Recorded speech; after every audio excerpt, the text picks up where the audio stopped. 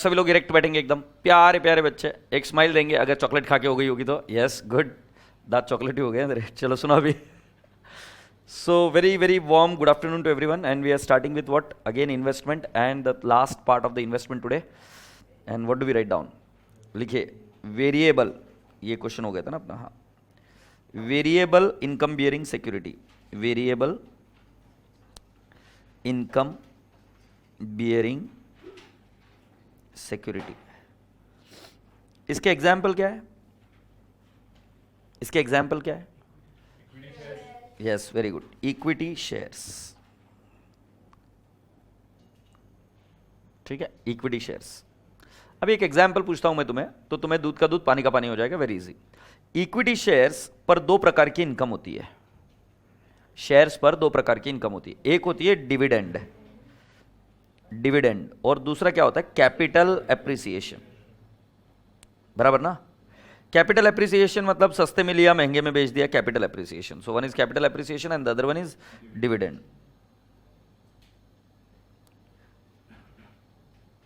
दो प्रकार की इनकम है क्या? ओके, अब मैं आपको आगे लेके चलूं। सुनिए, मान लो बेटा तुमने एक लॉटरी का टिकट खरीदा है, खरीद सकते हो बाहुबली। सो लॉटरी का टिकट कितने रुपए का है? 100 रुपए। और कितने की लॉटरी लगने वाली है?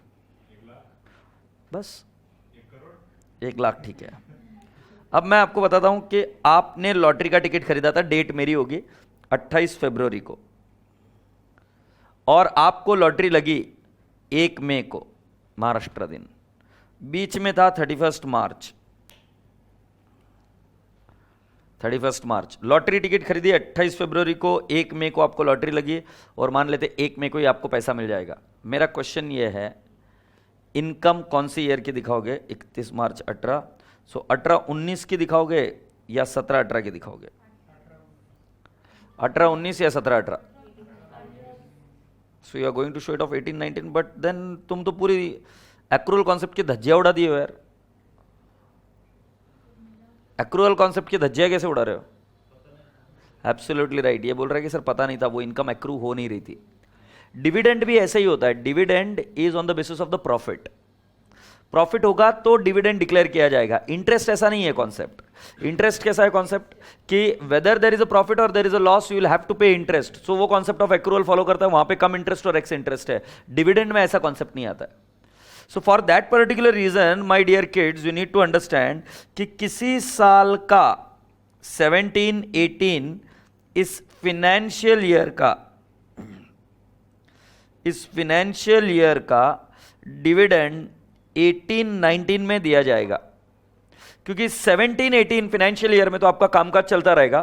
फिर जब आपके आगे जाकर प्रॉफिट डिक्लेयर होते हैं, आपके प्रॉफिट्स मतलब पी एंड एल अकाउंट यहां पर बनता है कहीं आगे, जैसे आईटीआर तो अभी आपको पता ही होगा, आईटीआर आगे बनता है, वैसे आपका पी एंड एल अकाउंट आगे बनेगा। तो इस पी एंड एल अकाउंट को बनने के बाद आपको पता चलता है कि प्रॉफिट है कि नहीं है, और तब आपको डिविडेंड मिलता है इन 18-19। प्लीज फील करो, 18-19 में डिविडेंड मिलता है फॉर द ईयर 17-18। ये लाइन समझ में आती क्या? 17-18 इस वर्ष का आपको डिविडेंड मिलेगा 18-19 में। क्या ये बात समझ में आती है? यस। सो इस पीरियड का dividend you will receive it in what? 18 and 19। अगर आपको यह कॉन्सेप्ट समझ में आया, तो अगर यहां पर डिविडेंड मिला, so you are getting this dividend for last year. अब तुम्हारे पास दो ऑप्शन है, लास्ट ईयर में तुम ओनर थे या लास्ट ईयर में तुम ओनर नहीं थे। दो ही चीजें हो सकती है। तुमको डिविडेंड इधर मिल रहा है तो दो केसेस में डिविडेंड मिल सकता है। एक तो शेयर तुमने यहां पे खरीद के रखा था, या शेयर यहां पर खरीदा, कहीं पर भी खरीदो डिविडेंड तो मिलेगा। मतलब अगर रिकॉर्ड डेट ये कॉन्सेप्ट समझा आपने लॉ में? रिकॉर्ड डेट जिस दिन डिविडेंड डिक्लेयर हो रहा है, उस दिन यदि आप ओनर हो, फिर कितने दिन से ओनर हो वो मायने नहीं रखता। कोई व्यक्ति कल शेयर्स लिए थे, उसको भी डिविडेंड मिलेगा। इसने 10 दिन पहले लिए, इसको भी मिलेगा। ये पिछले 4 साल से ओनर, इसको भी मिलेगा। ये पिछले साल ओनर बनी, इसको भी मिलेगा। तो कितना होल्डिंग पीरियड है मैटर नहीं करता। रिकॉर्ड डेट के दिन यदि आप के पास वो शेयर है तो आपको डिविडेंड मिलेगा। क्या ये कॉन्सेप्ट समझ में आता है? सो बेटा जी, इस केस में एक ऐसी चीज बनती है कि अगर आप पिछले साल ओनर नहीं थे, that is to say there is no opening balance, there is no opening balance and dividend is received, now no opening balance मतलब इन्वेस्टमेंट नहीं था, इन्वेस्टमेंट करंट ईयर में मिला है, so there was no opening balance and dividend is received for last year. इसका मतलब last year में purchase किया ही नहीं है, हाँ या नहीं, ओपनिंग बैलेंस नहीं है। और यदि आपको डिविडेंड लास्ट ईयर के लिए मिल रहा है, ओपनिंग बैलेंस नहीं मतलब खरीदा नहीं लास्ट ईयर में, नहीं तो इस बार करंट ईयर में ओपनिंग बैलेंस आ जाएगा ना, तो इस केस में the entry for dividend is cash, तो मिलेगी cash oblique bank account debit, but to dividend नहीं बोलेंगे, टू बोलेंगे इन्वेस्टमेंट, इसको हम प्यार से बोलते हैं प्री एक्विजिशन डिविडेंड, मतलब हमारे एक्वायर करने के पहले का पीरियड का जो डिविडेंड है ये हम कहां पे क्रेडिट करते हैं, इन्वेस्टमेंट अकाउंट। एक बार मुझे बताओ, सपोज मान लो तुम्हें डिविडेंड मिल रहा है 18-19 में, वो कौन से साल के लिए मिल रहा है, 17-18, बट 17-18 में तुम ओनर थे ही नहीं, ओनर नहीं थे, ये कहां से पता चलेगा 18-19 में ओपनिंग बैलेंस है कि नहीं इन्वेस्टमेंट का, ओपनिंग बैलेंस है इसका मतलब ओनर थे, ओपनिंग बैलेंस नहीं है इसका मतलब ओनर नहीं थे। अगर आप ओनर हो और अगर आपको डिविडेंड मिला है पिछले साल के लिए तो इनकम, बट अगर आप ओनर नहीं थे पिछले साल मतलब ओपनिंग बैलेंस नहीं है इन्वेस्टमेंट का, तो जो डिविडेंड मिला है वो कहां जाएगा बेटा जी, आपके इन्वेस्टमेंट अकाउंट। सो बेटा जी डिविडेंड अकाउंट की 2 ही एंट्री, ठीक है, क्या मैं बराबर बता रहा हूं क्या, डिविडेंड की 2 ही entry, when dividend is received, when dividend is received, okay, for pre acquisition period. अब प्री एक्विजिशन पीरियड मतलब आपके एक्विजिशन के पहले का dividend, for pre acquisition dividend the entry is cash oblique bank account debit to investment account, ये आपको लिख कर लेना है, इन्वेस्टमेंट अकाउंट। और दूसरा वाला for post acquisition period, for post acquisition period the entry is cash oblique bank account debit to dividend income account, to dividend account, cash oblique bank account debit to dividend account.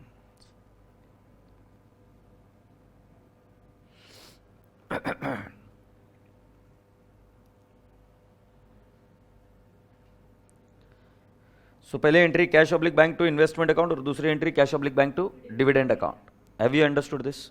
Okay, ये कब होगा, जब pre acquisition period, और ये कब होगा, post acquisition period. ये concept हमेशा ध्यान में रखना। अब आगे बढ़ो बेटा। डिविडेंड भी 2 प्रकार के होते हैं, एक होता है इंटरिम डिविडेंड और एक होता है final dividend. I am sure आपको ये कॉन्सेप्ट पता होगा।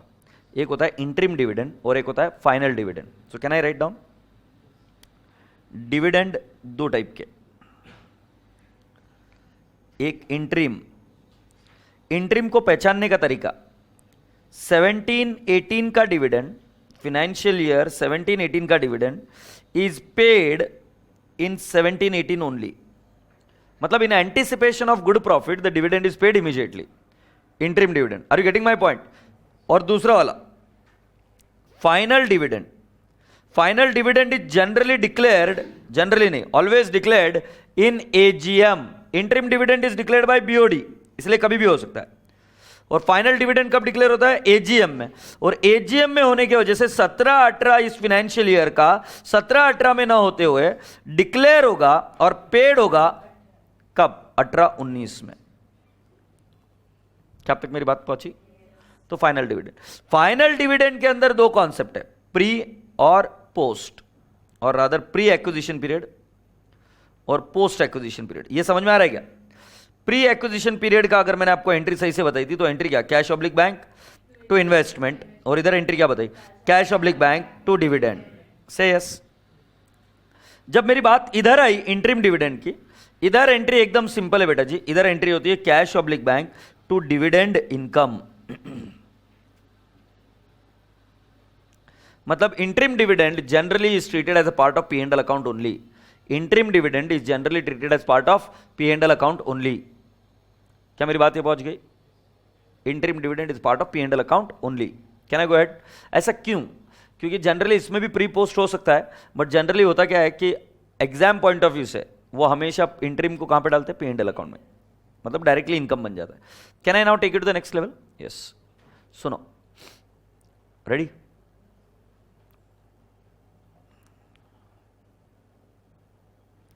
बेटा पिछले साल के लिए डिविडेंड दे रहे हैं, 17-18 वर्ष है ईयर।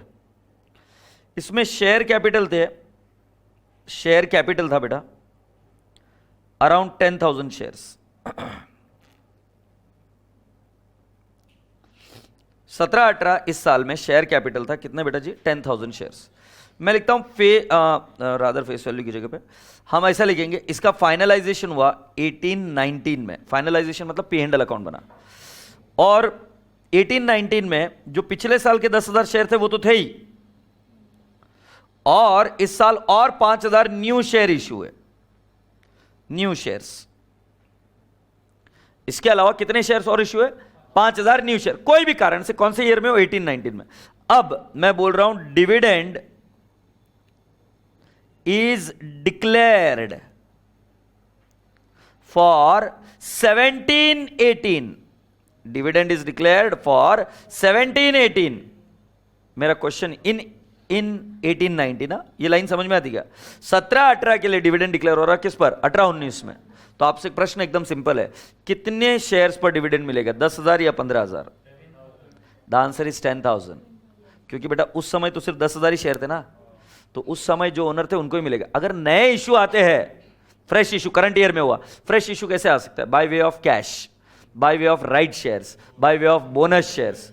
तो जब नए शेयर इश्यू होते हैं तो बच्चा जनरली गड़बड़ क्या करता है, उन शेयर्स के ऊपर भी डिविडेंड कैलकुलेट कर लेता है। उन शेयर्स पर डिविडेंड कैलकुलेट नहीं करना, क्योंकि वो तो करंट ईयर में इश्यू है ना, कंपनी ने करंट ईयर में इश्यू किए। उस केस में आप उसके ऊपर डिविडेंड कैलकुलेट नहीं करोगे। अब एक बहुत कॉम्प्लिकेटेड कॉन्सेप्ट है, प्लीज ध्यान से सुनना, हो जाएगा। आप शेयर्स बाय करते हो, आप कौन से ईयर में हो? 18-19 में, ठीक है? आप कौन से ईयर में हो? 18-19 में। अब मैं आपको बता रहा हूं, ओपनिंग बैलेंस है 5,000 शेयर्स आपके पास, फिर आपने कुछ शेयर परचेज किए 2,000 शेयर्स, ठीक है? अब ये ओपनिंग बैलेंस है बेटा जी 1 अप्रैल का 2018। फिर आपने बाय किए 5 मई 2018 को, और फिर इश्यू हुए, कंपनी ने इश्यू किए bonus shares, issue bonus issue हो गया बेटा जी 3,500 शेयर्स ऑन 19/5/2018, ठीक है? अब मैं आपसे पूछ रहा हूं कि कंपनी ने डिविडेंड डिक्लेयर किया, डिविडेंड, ठीक है?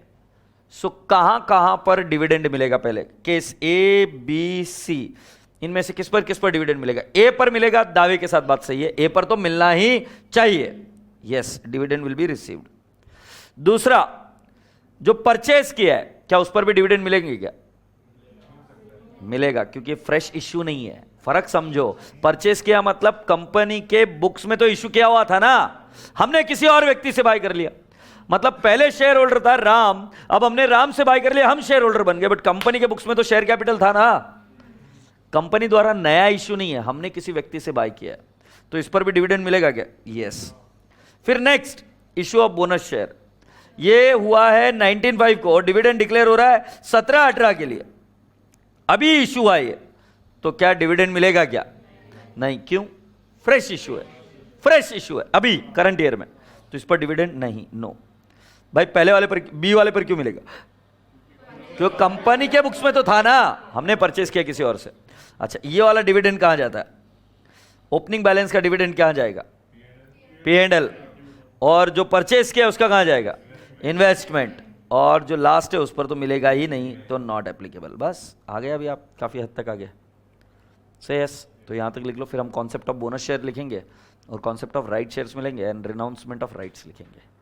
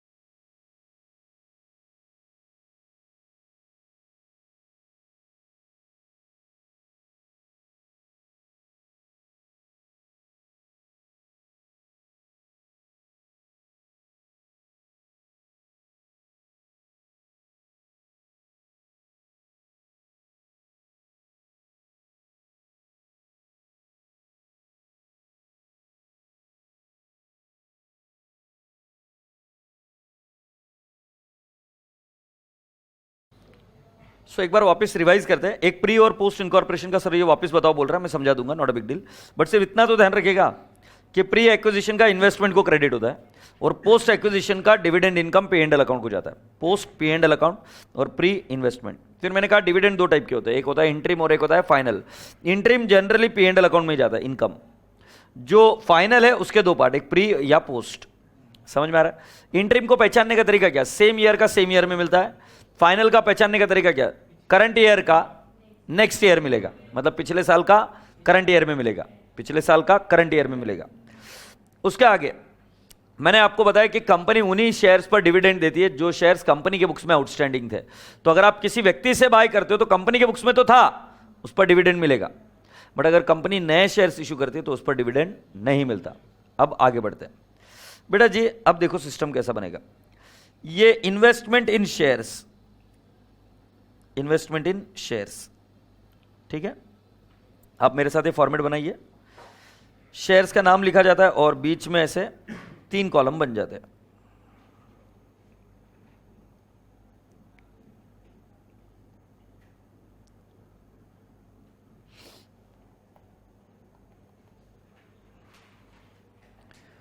डेट, पर्टिकुलर्स, नॉमिनल वैल्यू, ठीक है, डिविडेंड एंड अमाउंट। मैंने क्या शब्द लिखा है इंटरेस्ट की जगह पे? डिविडेंड। फिर मैं लिखूंगा इधर डेट, पर्टिकुलर्स, फिर नॉमिनल वैल्यू, डिविडेंड और क्या? अमाउंट। तो इधर आएगा डेबिट, इधर आएगा क्रेडिट।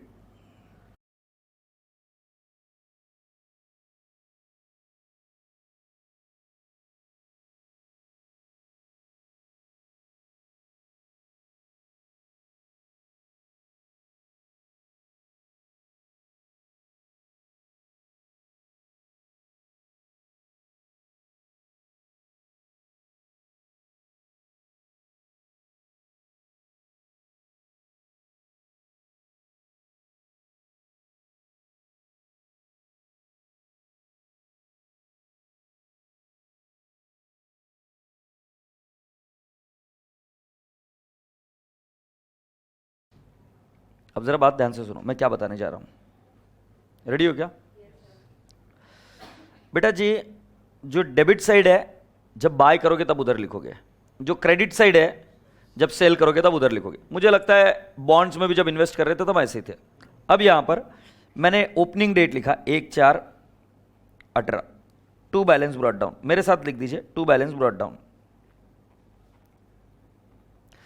ठीक है। अब अपने दिल से पूछो टू बैलेंस ब्रॉट डाउन मतलब ये क्या पिछले साल बाय करके रखा हुआ था? मतलब ये पिछले साल से था। अब तो इसको समझ, इस पर कोई भी डिविडेंड मिलेगा पोस्ट एक्विजिशन मिलेगा, क्योंकि हम ऑलरेडी एक्वायर करे हुए इसको। समझ आ रहा है कि नहीं आ रहा? अब ये 1/4/18 के पहले का डिविडेंड अगर मिला तो इसके लिए तो पोस्ट ही होगा ना। ये डेट को देखिए, डेट क्या है? 1/4/18। अब इस डेट के आगे तेरे को डिविडेंड मिलेगा कौन से ईयर में? मान लो 18-19 में तेरे को डिविडेंड मिलेगा। ओके, 18-19 में डिविडेंड मिलेगा। 18-19 में मिल रहा है कौन से ईयर का? 17-18। तो 17-18 में तो तुम ओनर थे ना, तो उसके लिए पोस्ट एक्विजिशन। बट नेक्स्ट अगर मैंने लिखा, ध्यान से सुन, 5/4/18 टू कैश ऑब्लिक बैंक, ये क्या किया? परचेस किया है क्या? तो इस पर भी डिविडेंड मिलेगा कि नहीं मिलेगा? मिल सकता है। अगर मिला, ये मिलेगा 18-19 में ही। मतलब पॉसिबली डिविडेंड मिल रहा है 4 अगस्त को, 4 अगस्त को तेरे को डिविडेंड मिल रहा है, तो इस पर भी मिलेगा, इस पर भी मिलेगा। बट जो 5/4 है ये पिछले साल था क्या? नहीं। और 4 अगस्त को तुझे कौन से ईयर के लिए मिल रहा है? 17-18।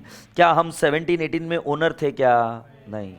तो इस पर मिलने वाला जो डिविडेंड है ये प्री एक्विजिशन पीरियड का है। मिलेगा जरूर बट ये प्री एक्विजिशन है। तो जब तुमको इस पर डिविडेंड मिलेगा तब वो कहां पे जाएगा? Investment column. और जो पहले वाले पर मिलेगा वो कहां जाएगा? P and L account. एक और काम करते हैं, मैं आपको बता रहा हूं, 7/6/18 को मुझे मिला बोनस। बोनस के लिए कैश नहीं लिखते, बोनस के लिए क्या होता है? फ्री में मिलते हैं। सो आप सिर्फ नॉमिनल वैल्यू में लिखोगे, अमाउंट कॉलम में निल। क्योंकि बोनस के लिए कोई भी पैसे नहीं देने पड़ते। अब बोनस का मतलब क्या हो रहा है, नए शेयर्स कंपनी ने इश्यू किए, मतलब पिछले साल कंपनी के बुक्स में थे क्या, नहीं, घाई मत करो, पहले सुन लो। फिर 8/8/18 को टू कैश ऑब्लिक बैंक, ये राइट शेयर इशू है, राइट शेयर्स इशू है, एग्रीड।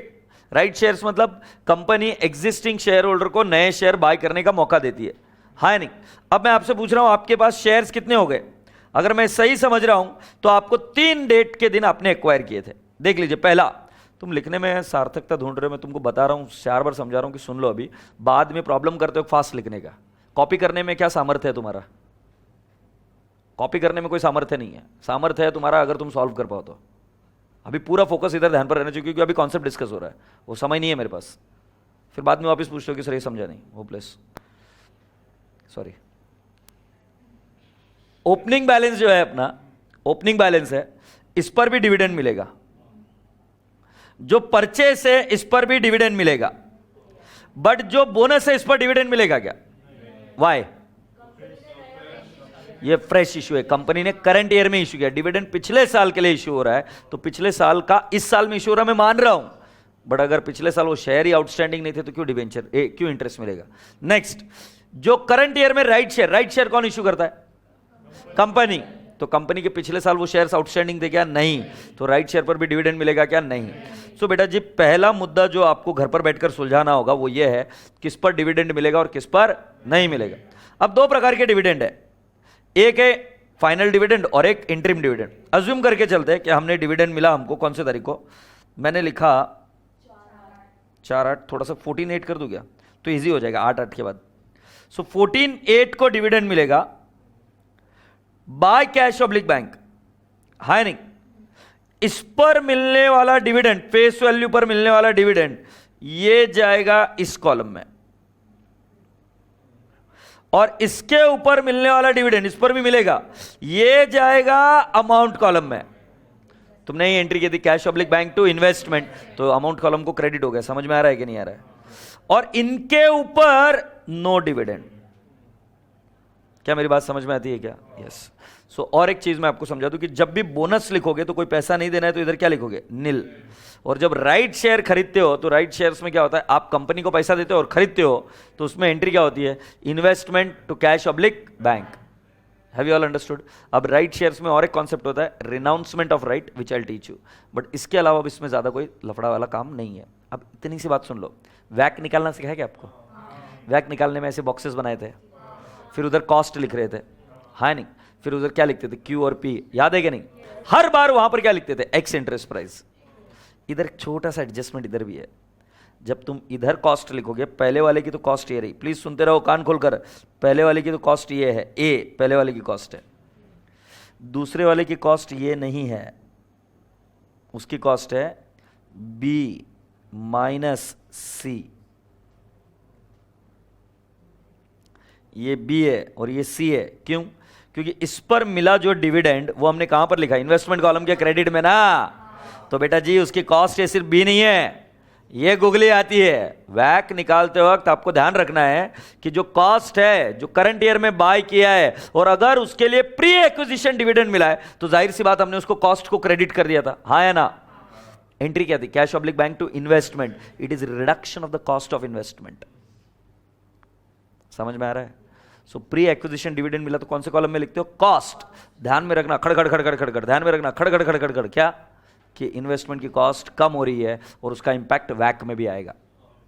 वैक निकाल तक मैं समझाऊंगा, अभी तो सिर्फ थ्योरी देख रहे हैं हम। डन, लिख लो, कहां पे खड़खड़ खड़खड़ खड़खड़ खड़खड़ खड़खड़ खड़खड़ खड़खड़ होगा, अगर प्री एक्विजिशन डिविडेंड रहा तो वो किधर क्रेडिट होता है, इन्वेस्टमेंट कॉलम। उसका और एक इंपैक्ट है, जब आप वैक निकालते हो, वेटेड एवरेज कॉस्ट, तो कॉस्ट डायरेक्टली डेबिट वाली नहीं लेने की, डेबिट में से ये क्रेडिट माइनस करने का। से यस, क्योंकि that is reduction of the cost. से यस, लिख लो। ये ना लाइक बोनस शेयर की कॉस्ट क्या होती है, कुछ नहीं होती, निल। तो कॉस्ट कॉलम में निल, बट शेयर्स मिलेंगे कि नहीं, यस, इसलिए नॉमिनल वैल्यू जरूर लिखोगे, हाँ नहीं। चलो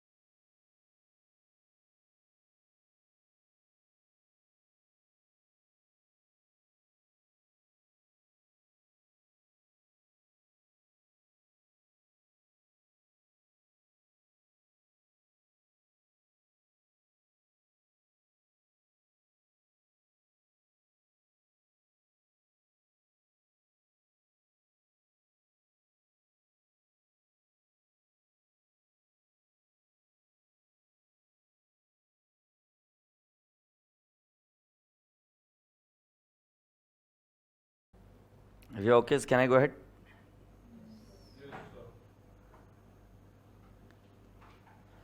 अब नेक्स्ट लिखते हैं राइट। राइट समझते हो? राइट नहीं, क्या होता है राइट? अधिकार, साडा हक, इत्थे रख, ठीक है, राइट।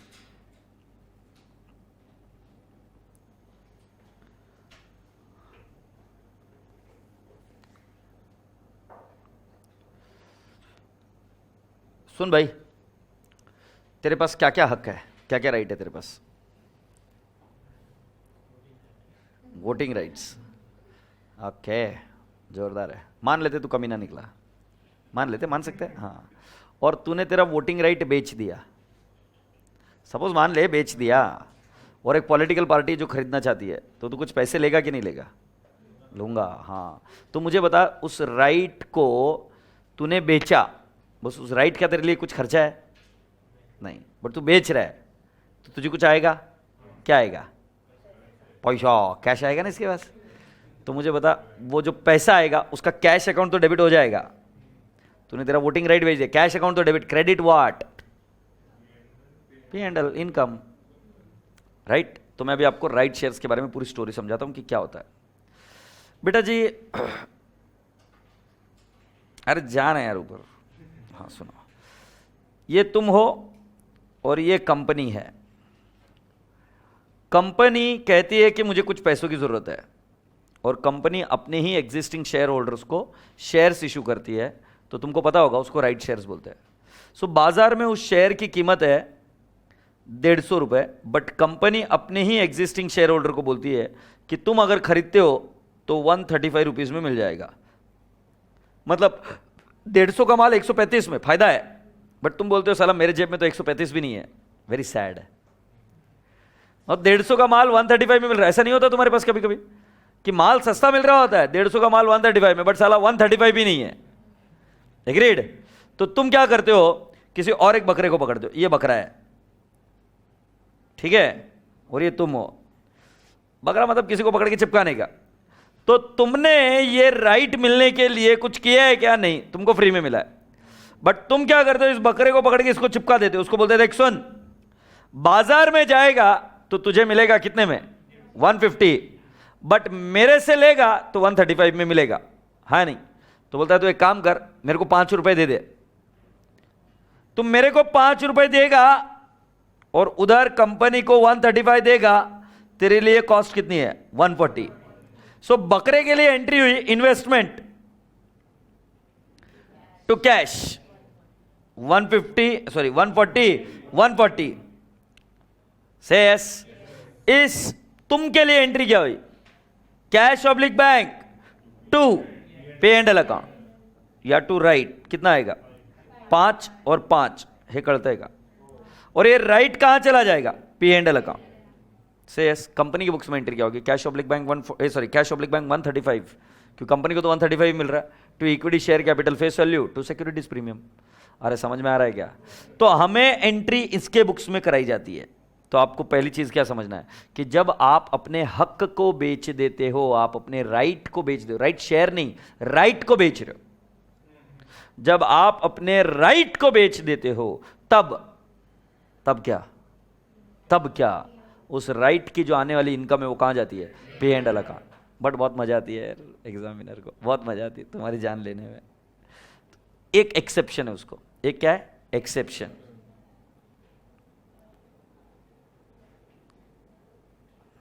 ठीक है?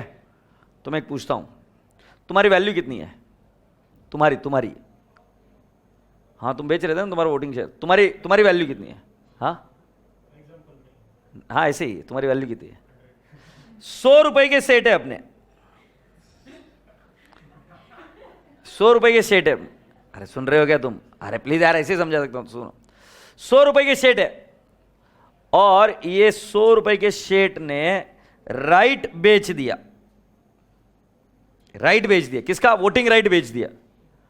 वोटिंग राइट बेचा और 3 रुपए मिले, पता नहीं क्या किया 3 रुपए का, आई डोंट नो। 100 रुपए के सेट है, सेठ ने अपना वोटिंग राइट बेच दिया, कितने रुपए में? 3 रुपए में। और जैसे ही बेचा, ये गिरे हुए इंसान हो गए, और गिरे हुए इंसान की रेट गिर गई, और ये अभी बन गया 55 का, मतलब राइट बेचा and immediately after becoming ex right, तो इसकी अगर वैल्यू कम होती है तो जो राइट का पैसा आया वो P&L की जगह पे इन्वेस्टमेंट को क्रेडिट होता है। ये मैं समझा दूंगा, पहले मैं तुम्हें क्या समझा रहा हूं। इसने राइट बेचा, अपना एक हक बेच दिया। हक बेचने के बाद इनकी खुद की वैल्यू कम हो गई, इनकी खुद की वैल्यू कम हो गई, मतलब जो राइट बेचा ना, that was not profit, that was reduction in the cost of investment. But इसमें कुछ बहुत स्ट्रिक्ट कंडीशन है और बहुत रेयरली आएगा, बस मॉड्यूल में कॉन्सेप्ट है इसलिए समझा रहा हूं, ठीक है। ये एग्जाम्पल को भूल जाओ, बस इतना समझाना। आदमी ने वोटिंग राइट बेच दिया तो आदमी गिरा हुआ हो गया और उसकी वैल्यू और कम हो गई, तो करना नहीं है ऐसा, समझा? हाँ, तो अगर ऐसा कम हो गई उसकी वैल्यू तो उसका अकाउंटिंग ट्रीटमेंट देखते हैं। तो सुन छोरी, अच्छा मुझे एक बात बता, आज तू अनाउंस करेगी राइट, तू कंपनी है तो इन सभी को अनाउंस करेगी, ठीक है, कि तुमको राइट चाहिए क्या, राइट चाहिए क्या, कर दिया अनाउंस करो, राइट राइट चाहिए क्या, राइट चाहिए, बोलो बोलो पूरी क्लास, राइट चाहिए क्या, राइट चाहिए क्या? हाँ तुमने बोला हाँ हाँ चाहिए, तो बता मुझे, तो इनको मार्जिन देगी थोड़ी सी या मार्जिन नहीं देगी? इनको बोलेगी तुरंत पैसे दो नहीं तो जाओ घर पर, मार्जिन देना पड़ेगा कि नहीं? मार्जिन देगी क्या नहीं? हाँ। अच्छा इनको राइट क्यों दे रही है तू? इनके पास ऑलरेडी शेयर्स है, ये ओल्ड शेयर होल्डर्स है तेरे, समझ में आ रहा है कि नहीं आ रहा है? हाँ जरा ध्यान से सुन रहे पांडे, हे पांडे ये कंपनी है, इधर थोड़ा सा ज्यादा हो गया, अरे जाने यार, हाँ इधर इधर राइट अनाउंस किया क्या? और तुम सभी लोगों को मिलने वाले थे शेयर्स, और इधर लास्ट डेट है, इधर लास्ट डेट है, कळत है? मैंने इसी समय में राइट शेयर्स को एक्वायर किया, मतलब ये पांडे मालूम है क्या तेरे को? इससे मैंने शेयर खरीदा। तेरा नाम क्या है? पांडे जी से मैंने, पांडे, पांडे कैसे लिखते हैं? PNDEY ना, पांडे जी, हाँ पांडे जी से मैंने क्या खरीदा? खरीद लिया। Pandey ji already share holder थे, बट मैंने पांडे जी से वो शेयर्स खरीद लिए, राइट नहीं खरीदा नालायको, राइट नहीं खरीदा, शेयर्स, और उसके साथ में उसके साथ क्या है? राइट है, करते क्या है? उसके साथ ही क्या है? राइट है। मैंने खरीदा इधर पांडे जी से, मैंने खरीद लिया, तो मेरी एंट्री हो गई investment to cash oblique bank. फिर ये संतोष देखा उसने कि मैंने खरीद लिया पांडे जी से, संतोष पीछे पड़ गया, सर मेरे को भी कुछ दो ना, मेरे को भी कुछ दो ना। तो मैंने बोला देख ये जो मेरे पास आया ना शेयर, ये मैंने कैसे एक्वायर किया? कम राइट। तुम्हारा इंग्लिश कळत नहीं? कम राइट क्यों? जब मैंने इससे एक्वायर किया तो पीरियड तो इतना है ना भाई राइट का, इतने पीरियड तक उसको अगर मैं किसी को राइट ट्रांसफर करना चाहूं तो कर सकता हूं क्या नहीं? हाँ, मैंने इनसे एक्वायर किया, तो कैसे एक्वायर किया? कम राइट। प्लीज कंडीशन पर ध्यान दो, when the shares acquired is cum right and I sell this right to Santosh. मतलब मैंने जो एक्वायर किया था उसमें शेयर भी है और मेरे पास राइट भी है, और उसमें से मैं राइट निकालता हूं, मेरा हक निकालता हूं, और वह हक संतोष को बेच देता हूं, मुझे कुछ कैश मिलती है। और अगर ये राइट बेचने के बाद इन्वेस्टमेंट की वैल्यू ढप नीचे गई, immediately after becoming what? X right.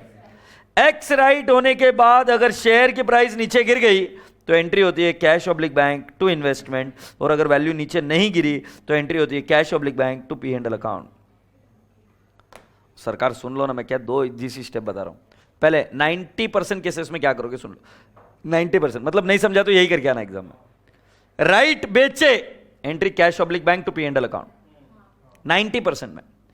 But अगर ऐसा हुआ when I acquired it was cum right, cum right का मतलब समझ में? जब एक्वायर किया था तब कैसा था? Cum right, and right are sold and immediately after becoming ex right the price drops, credited to investment account. Very rarely, 10% cases में भी नहीं होगा ऐसा एग्जाम पॉइंट ऑफ व्यू, क्योंकि उसमें क्या होता है कि एक्वायर और सेल इसी विंडो में करना होगा, एक आध महीने की विंडो होगी, इसी में राइट शेयर एक्वायर करो, एक्वायर करके उसमें से राइट को बेच दो। तो यहां पर एक्विजिशन कैसे होगा? कम राइट बेसिस, जिसमें आप सिर्फ शेयर एक्वायर नहीं कर रहे हो, शेयर के साथ साथ और क्या बाय कर रहे हो? राइट। जैसे तुम कभी गए हो क्या, ये बॉर्नविटा खरीदा है, हाँ या नहीं, और बॉर्नविटा के साथ एक टूथब्रश फ्री है, तो तुम बॉर्नविटा को खरीद के लेके आए, अलॉन्ग विथ टूथब्रश, और उसमें से टूथब्रश को निकालकर बेच दिया, और उसके बाद में अगर बॉर्नविटा की प्राइस ड्रॉप हो गई, सो टूथब्रश का sale you have to credit it to the Bournvita. Shit sir, कितना बोलते हो सर आप, ऐसा कौन करता है? समझाओ समझाओ समझाओ समझाओ। गुड, ये है बॉर्नविटा, इसके साथ है ये टूथब्रश, ठीक है? मैं पहले लिख दूं, ये बॉर्नविटा और ये टूथब्रश, ठीक है? नहीं प्लीज है, ठीक है? अब मैं क्या बोल रहा हूं, तुमने एंट्री क्या की? Bournvita to cash public bank, है नहीं? लिख देंगे 150, मतलब Bournvita is acquired cum toothbrush. हाँ, फिर बाद में तुम कमीने ने टूथब्रश को बेच दिया, cash public bank to P&L लिखोगे या सिर्फ बॉर्नविटा लिखोगे, इट विल डिपेंड अपॉन। ये बेचने के बाद बॉर्नविटा की रेट अगर फॉल हो रही है तो टू बॉर्नविटा, और अगर फॉल नहीं हो रही है तो अकाउंट। और ये कैसे पता चलेगा फॉल हो रही है कि नहीं हो रही? मार्केट में जाने का और पूछने का बॉर्नविटा कितने में है, तो वो बोलेगा कि सर 145 में। ओ शिट, आई तो बॉट इट एट 150। तो तुमने 150 में बाय किया था, अभी कितने में मिल रहा है? 145 में। इसका मतलब जैसे ही वो एक्स राइट हुआ, बॉर्नविटा की प्राइस ड्रॉप हो गई। एक्स टूथब्रश हुआ, प्राइस ड्रॉप हो गई। और करता है क्या है? नहीं तो भी वो 10% केस में, बाकी छोड़ो यार, मुझे याद नहीं आ रहा, कुछ चीजें बता दो। बोनस शेअर की कॉस्ट बता रहे छोड़ी जल्दी से, फ्री ऑफ कॉस्ट। आणि तू बशी घ्या गावभर नाचत फिरा बाळा, थांबायचंच नाही बिल्कुल। बोनस की कॉस्ट बताओ। अंडा बोल रहा था क्या तू? अच्छा थोड़ा शॉर्ट मुझे लगा, तो बोलना बराबर से इंग्लिश में। हाँ, बॉर्नविटा की कॉस्ट, बॉर्नविटा क्या, किसकी कॉस्ट देख रहे हैं हम? बोनस की कॉस्ट कितनी है? 0। अच्छा, डिविडेंड कितने टाइप के होते हैं? 3 कौन से? बता मुझे, 3 कौन से? 3 कौन से बताना? कितने टाइप के? 2। पहला वाला कौन सा है? इंटरिम और final. Interim generally will go to P&L account. Final dividend के 2 ट्रीटमेंट, क्या? Pre and post. प्री में कब जाएगा? When it is pre acquisition रहा तो वो कहां पे जाएगा? Investment. And when it is related to what? Post period तो कहां जाएगा? P&L account. ये गुड़गुड़ गुड़गुड़ हो रहा है क्या? खड़खड़ खड़खड़ खड़खड़ हो रहा है क्या? किस केस में खड़खड़ होता है? प्री एक्विजिशन डिविडेंड रहा तो उसका वैक कैलकुलेट करते वक्त भी ध्यान रखना पड़ेगा, कॉस्ट को क्या करना पड़ेगा? कम। से यस। और ये आपको किससे पता चलेगा? When you see this investment account आपको पता चल जाएगा। Say yes, clear? Lovely people, you are now requested to come down to the question number 3rd। आइए, आपका इंतजार था। क्वेश्चन नंबर 3rd के पास। मैं बोला क्या बोला तू, और तू कैसा बोलता है रे? मैं कंफ्यूज हो गया ना।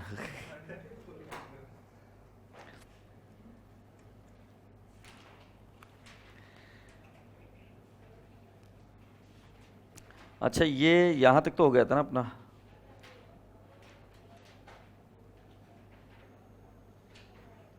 ये मैंने ये चीजें समझाई थी क्या? Point number 9, dividend relating to shares does not follow the concept of accrual. तो इधर एंट्री होती है cash public bank to what? Dividend. और ये कब मिलता है? इधर एजीएम होती है, शेयर्स इधर थे, तो इससे ताल्लुकात रखने वाला डिविडेंड भी इसी साल में मिलता है। बट अगर आपके पास ओपनिंग बैलेंस था तो वो जाएगा P&L अकाउंट। बट अगर आपके पास ओपनिंग बैलेंस नहीं, शेयर्स भी इधर ही परचेस किए और डिविडेंड भी इधर ही मिला, और ये डिविडेंड कौन से ईयर के लिए मिल रहा है? इस साल के लिए। हाँ नहीं, देखो इधर कौन सा है? Dividend declared for 16-17, then the entry is what? Cash public bank to investment. Say yes. So पहली entry investment to cash public bank, फिर जब डिविडेंड मिला तो cash public bank to dividend. अगर वो पोस्ट एक्विजिशन पीरियड का है, अगर वो प्री एक्विजिशन पीरियड का है तो क्या आएगा? Cash public bank to investment. इधर क्या होता है? गड़गड़ गड़गड़ खड़गड़ खड़गड़, याद आ रहा है ना? उससे क्या समझ में आएगा? वैक पर भी इंपैक्ट आता है। आगे बढ़ते हैं। बोनस शेयर का कॉस्ट कितना है? नील। राइट शेयर्स में बताऊंगा, अभी राइट शेयर्स में बताऊंगा। बस खत्म हो गया। क्वेश्चन नंबर 3 पे आ जाओ। राइट शेयर्स का accounting directly along with the question will see it. Are you ready? 1 April 2009 की बात थी बेटा। XY limited has 15,000। हैज का मीनिंग क्या है? ओपनिंग बैलेंस, है नहीं? इसका मतलब अगर इसके ऊपर मिला डिविडेंड, किधर जाएगा? डिविडेंड कॉलम में या P&L, ठीक है?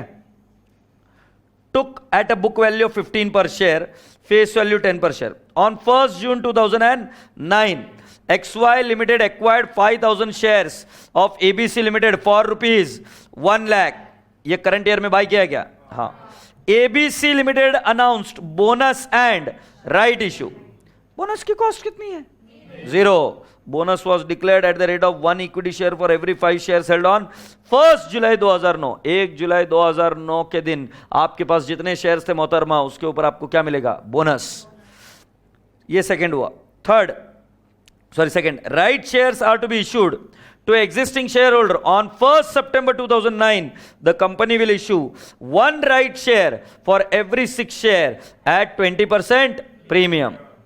एक राइट शेयर मिलेगा फॉर एवरी 6, और कितने रुपए में मिलेगा? 10 रुपए का शेयर था तो 20 रुपीज प्रीमियम में 12 रुपए में मिलेगा। हाँ या नहीं? No dividend was payable on this shares. इन पर कोई डिविडेंड पेएबल नहीं था। अरे ये तो उसकी तुम्हारे पर कृपा है इसलिए बोल रहा है, वो ना भी बोले तो तुम्हारा कॉमन सेंस लगना चाहिए। इस पर डिविडेंड कैसे मिलेगा? ये तो करंट ईयर में इश्यू हो रहा है ना, डिविडेंड मिल रहा है पिछले साल के लिए, तो पिछले साल जितने आउटस्टैंडिंग थे उसी पर तो मिलेगा ना डिविडेंड। हाँ।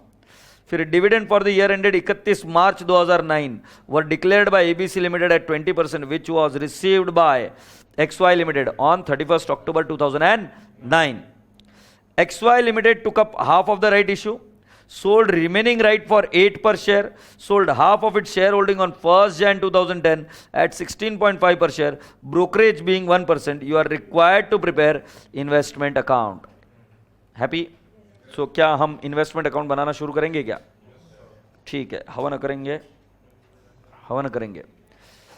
पहले एक नोट लिखो, sequence of the transaction.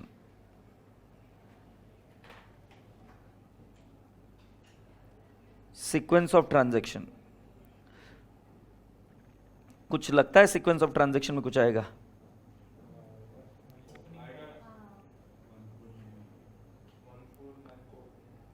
Opening balance.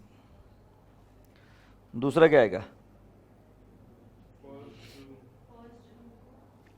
Purchase आएगा क्या?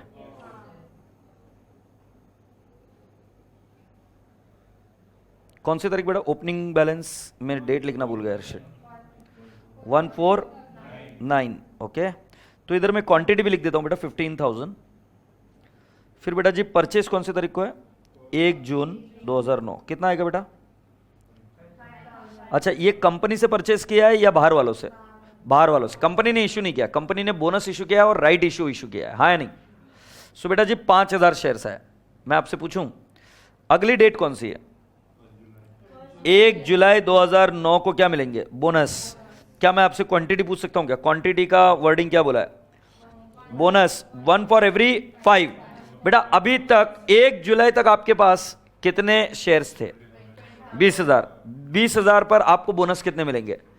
4,000। कैसे निकाला 4,000? हाँ जी, ओके, 20,000 डिवाइड बाय 5। उसके बाद एक साथ के बाद बेटा अगली तारीख कौन सी है? वेरी गुड, 1 सितंबर 2009 आपने क्या बाय किया? राइट। पहले राइट मिले कितने ये देख लो। राइट मतलब आपको खरीदने का हक कितने का मिला? तो उन्होंने बोला 1 फॉर एवरी 6। गुड़िया अभी तक कितने शेयर्स हो गए तुम्हारे पास? 24,000। 24,000 डिवाइड बाय 6, 4,000 राइट मिले। बट क्या आपने पूरे खरीदे या कुछ बेचे? कुछ बेचे क्या? सो बेटा जी राइट बाय किए 2,000, राइट रिनाउंस्ड। रिनाउंस्ड का मतलब समझ में आ रहा है?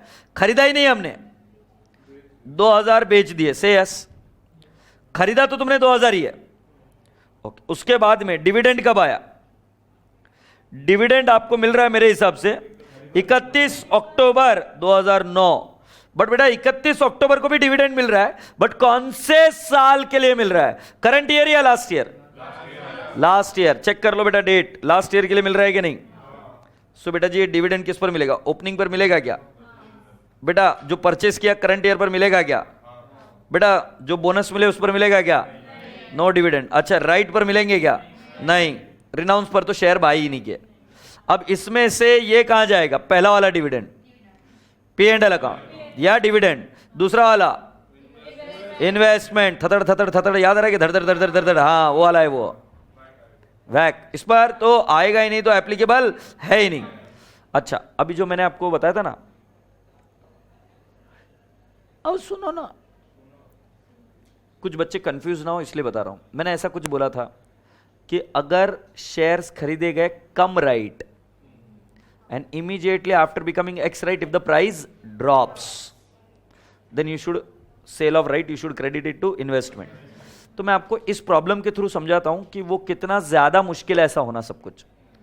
इस प्रॉब्लम में वो सेटिस्फाई नहीं हुआ, क्योंकि मैं आपसे पूछता हूं राइट शेयर कब अनाउंस हुए? 1 सितंबर को? 1 सितंबर को नहीं, ठीक है, अभी वो अपने पास डेट नहीं। अब 1 सितंबर को अनाउंस हुआ, एक एग्जाम्पल। उसके बाद इसकी डेट दी फाइनल 30 सितंबर 2009। इसी दौरान अगर बाय किए हमने शेयर्स, तो कैसे बाय होंगे? वो कम राइट के साथ बाय किए, और फिर सेल कर दिए, सोल्ड राइट, और अगर प्राइस ड्रॉप हुई तब जाके वो कॉन्सेप्ट अप्लाई होगा। इसलिए मैंने बोला बहुत रेयर है। एक्वायर कम राइट मतलब एक्वायर भी करना है इसी पीरियड में, अपना एक्वायर इसी पीरियड में है ही नहीं, अपने एक्वायर कभी 1/6 को और 1/4 को, तब कम राइट बेसिस पर बाय नहीं किया। कम राइट मतलब क्या कि कंपनी ने अनाउंस कर दिया राइट मिलने वाले, तो भी स्टॉक मार्केट में तो ट्रेडिंग चालू होती है ना, चालू ही रहती है। तुमने बाय कर लिया राइट अनाउंस करने के बाद, और उसके बाद में उस राइट को बेच दिया, और immediately after ex right if the price drops then it will be credited to what? Investment account. तो बेटा बहुत रेयर सिनारियो है ये वाला, तुमको सिर्फ समझा रहा हूं कि अगर उसको ड्रॉप भी कर दो आप, अपना तो रिवीजन लेक्चर चलो, उसको ड्रॉप भी कर दो, स्टिल इट इज ओके, ये वाला कॉन्सेप्ट को, ताकि मैं नहीं चाहता कि आप कहीं गड़बड़ करें। इस केस में right will be credited to P&L account only. Say yes, क्योंकि कम राइट एक्वायर करे तब के आगे की स्टोरी ना, हमारे यहां पर तो कम राइट के बेसिस पर एक्वायर किया ही नहीं है। राइट डिक्लेयर करने के बाद हमने कोई प्लेन शेयर्स खरीदे क्या? नहीं। से yes. So boys and girls, let's start with the answer. अच्छा, 31 मार्च अक्टूबर 2009 को क्या डिविडेंड मिलेगा, उसके बारे में मैंने पूरी बात बताई। उसके बाद में बेटा आपने शेयर्स भी बेचे, कौन से तारीख को शेयर्स बेचे? 1 जनवरी 2010। क्या करेंगे? सेल कर दिए ना। सेल कितने कर दिए? Half.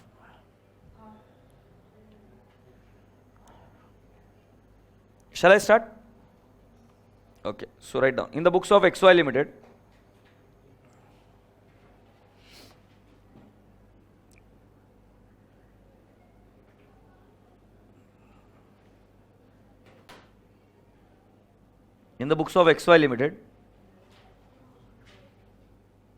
investment in equity shares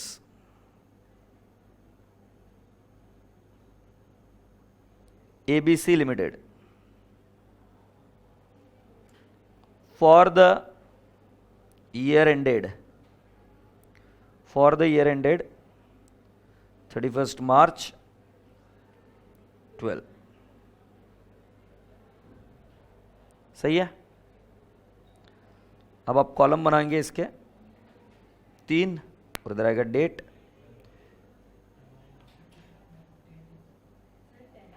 10 है क्या?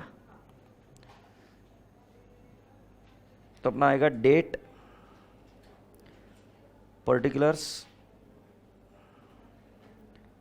Face value, dividend amount.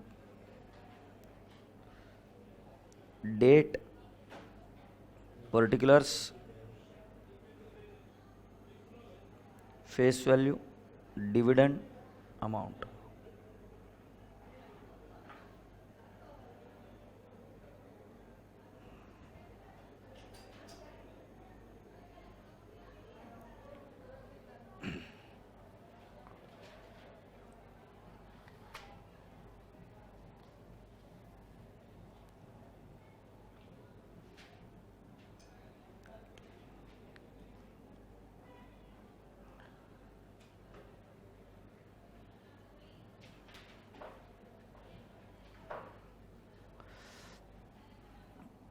बताओ अभी पहला क्या है? Opening balance. कौन सी तारीख? 1/4/9। क्या लिख दूंगा? To balance brought down. कितना आएगा बेटा जी फेस वैल्यू? 15,000 मतलब 1,50,000 कर दूं, 10 rupees face value. Dividend column में कुछ नहीं। और कितने रुपए में एक्वायर किया था बेटा ये? 15 रुपए में। तो 15,000 इंटू 15, मेरा रिवीजन मत लो नालायक को, 2,25,000।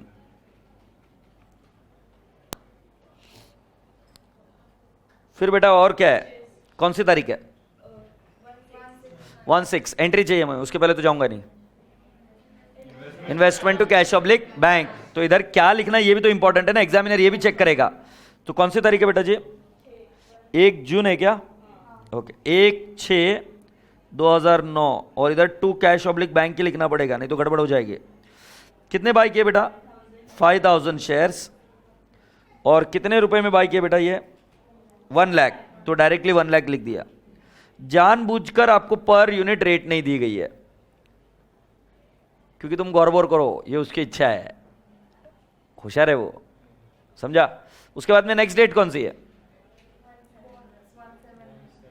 1/7/9 को क्या हुआ बेटा? 2 बोनस। बेटा बोनस कितने मिले? ये इधर मैंने गड़बड़ कर दिया, 5,000 नहीं लिख सकते, इधर 50,000 लिखना पड़ेगा ना। और बोनस कितने मिले बेटा? 4,000, मतलब 40,000 बोनस का अमाउंट लिख दूं क्या? अमाउंट कॉलम में क्या आएगा? हमेशा नील, क्योंकि बोनस को कोई कैश नहीं देनी पड़ती। अच्छा आगे बताओ। राइट, कौन सी तारीख को? 1/9 को किया क्या? 1 सितंबर 2009। बेटा कितने राइट खरीदे तुमने?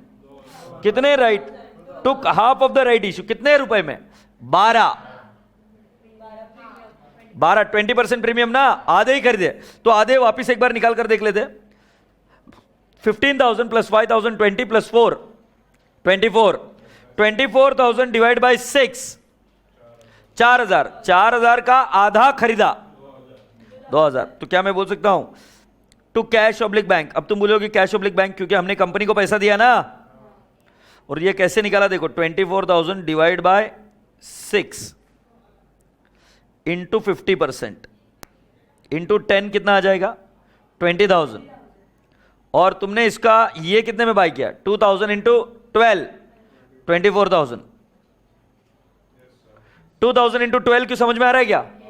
20% प्रीमियम पर। ओके, राइट शेयर सेल कर दिए, राइट शेयर सेल कर दिए। तुम्हारे दिमाग में एक वो मैंने कीड़ा डाल दिया है। क्या कीड़ा डाला? कि सर वो इन्वेस्टमेंट में जाएगा क्या? मैंने बोल दिया खजूर कान खोल के सुन ले, जब एक्वायर किया हो कम राइट बेसिस, और राइट शेयर कब डिक्लेयर हुए थे, कब इश्यू हुए थे, डेट क्लियरली नहीं दी, 1 सितंबर को किए होंगे। 1 सितंबर को एक्वायर करने के बाद उसको एक्स राइट होने के पहले बेच दिया, ऐसा कॉन्सेप्ट होना चाहिए। मतलब 3 चीजें एक साथ होनी चाहिए, एक्वायर कम राइट, फिर एक्वायर्ड कम राइट, सोल्ड राइट, और उसके बाद में प्राइस ड्रॉप्स। ऐसी 3 चीजें एक साथ होनी चाहिए। मतलब पहले कम राइट एक्वायर करो, फिर राइट को सेल करो, और फिर प्राइस ड्रॉप्स, तब जाके। तो बेटा 90 से 95% केस में ऐसा होना इंपॉसिबल है, अनलेस एंड अनटिल एग्जामिनर ऐसी प्रॉब्लम फ्रेम करे। तो इस केस में हमें राइट मिले, राइट को बेचने के पैसे मिले, तो क्या बेटा मैं बाय कैश ऑब्लिक बैंक, एक राइट हमने कितने में बेचा? 8 पर शेयर में बेचा क्या? सो बेटा जी कैन आई नॉट से 2,000 इंटू 8 कितना आएगा? 16। बेटा इधर dividend oblique P and L account लिख दूं क्या? क्योंकि डिविडेंड भी पी एंड एल अकाउंट में ही जाता है, हाँ नहीं? तो बेटा जी कितना जाएगा? 16,000। अच्छा अगर आप इधर नहीं भी लिखो, नोट लिख दो कि 16,000 will be transfer to P and L account, you are still right. I repeat, 16,000 तुम यहां पर लिखो नहीं, और उसको कहां पे ट्रांसफर कर दो, ऐसे नोट लिख दो कि it will be transfer to P and L account, still you are right. तो डिविडेंड ऑब्लिक यहां पर क्या कर दो? P and L account. मतलब हम ये बताने की कोशिश कर रहे हैं कि जितनी भी इनकम है वो पी एंड एल में जाएगी। से यस, आगे बढ़े। अच्छा अगला आइटम कौन सा है? डिविडेंड। अच्छा मैंने बताया था कि पहले पर डिविडेंड मिलेगा क्या?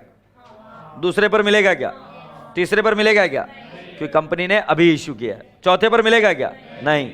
सो बेटा जी कैन आई नॉट से, डेट क्या है बेटा डिविडेंड के? 31 2009 bye cash oblique bank account. क्या रेट से डिविडेंड दिया बेटा? 20% डिविडेंड दिया। पॉइंट नंबर 3, लो कैलकुलेटर पर 1,50,000, 1,50,000 इंटू 20%, कितना आएगा? और दूसरा लीजिए 50,000 इंटू 20%, 10,000। क्या ये समझ में आ रहा है क्या? और खड़खड़ खड़खड़ खड़खड़ हुआ क्या? कितने से? 1 lakh minus 10,000 is the cost of that investment, yes और नो? सो वैक निकालते हुए उसका ध्यान रखना पड़ेगा। हैप्पी? ऑलराइट। उसके बाद में क्या करना है? सेल किए क्या? सेल कितने में किए बेटा? 16.5। ब्रोकरेज 1%। ब्रोकरेज ऐड होगा लेस होगा गुड़िया? लेस होगा। Very good. तो सेल करेंगे तो कौन सा, डेबिट या credit side? Credit side. So can I not write down 31? क्या तारीख है बेटा? अच्छा 1 जनवरी, 1 Jain 2010 bye cash oblique bank. In the bracket जो मैं लिख रहा हूं सही है क्या? Sold half of its holding. So half of the holding मतलब 15 5 20 4, 20 4 कितना? 24, 24 और 2 कितने? 26। 13,000 इंटू 16.5 माइनस 1%। सो बेटा जी मैं इधर फेस वैल्यू में तो लिख देता हूं 1,30,000। बोलो हाँ। डिविडेंड कॉलम में तो कुछ नहीं आएगा। अभी कैलकुलेटर पर लीजिए 13,000 इंटू 16.5 इंटू 99%। 99% भी लिखो तो चलेगा ना, या माइनस 1% कर दो तो कितना आएगा? 2,12,355। 2,12,355 से यस। अभी तुम्हें पता है तुम्हें क्या निकालना है? वैक। अभी तुम्हें पता है तुम्हें क्या निकालना है? वैक। तुम्हें पता है वैक कैसे निकालते हैं? बॉक्सेस निकालते हैं, फिर जब जब सेल हुआ वो। मैं इसको ओरली निकालने के लिए आपको हेल्प करना चाहूंगा। ये देखो पहला वाला एक्वायर, दूसरा एक्वायर, तीसरा एक्वायर, चौथा एक्वायर, और सेल तो इधर ही हुआ ना। मैंने बोला वैक कब कब निकालते हैं? जब जब सेल हुआ। अरे यार इधर तो डायरेक्टली एक ही बार सेल हुआ है ना, तो उस दिन का वैक निकालेंगे तो काम खत्म हो जाएगा। Say yes. So can I not say weighted average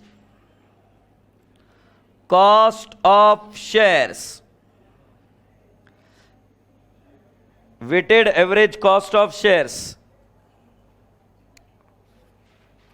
अगर तुम थोड़ा सा मौका दो तो मैं तुमको माहौल तरीके से समझाना चाहता हूं। थोड़ा सा मौका दो तो दे सकते हो? थोड़ा सा मौका।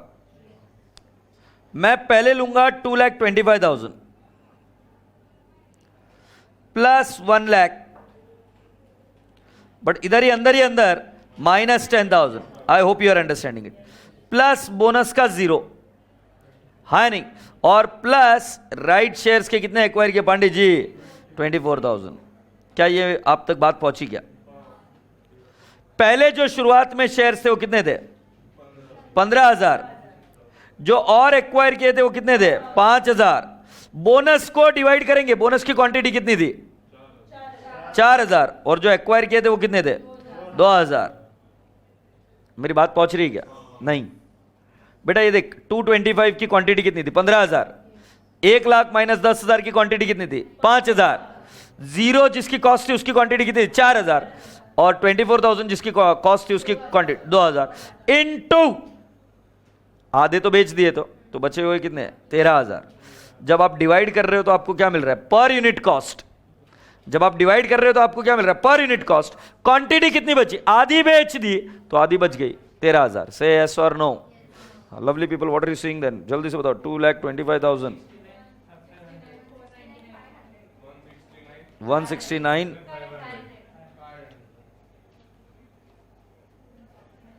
कितना रहा बेटा? 169,500 इज एब्सोल्युटली राइट आंसर। ये वैक निकाला। चलो जल्दी से लिख लो, और वैक लिखने के बाद में उसका प्रॉफिट और लॉस निकालकर बताइए।